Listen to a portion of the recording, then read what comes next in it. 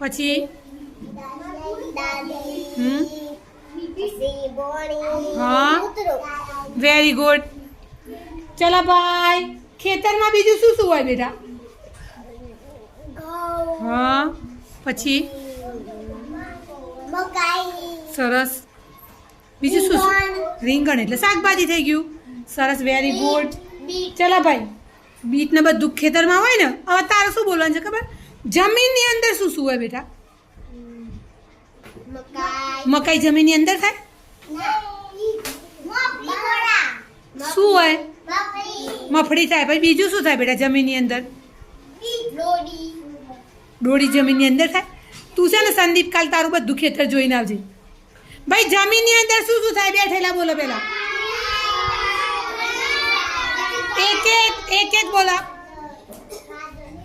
ગાજર. પછી બીજું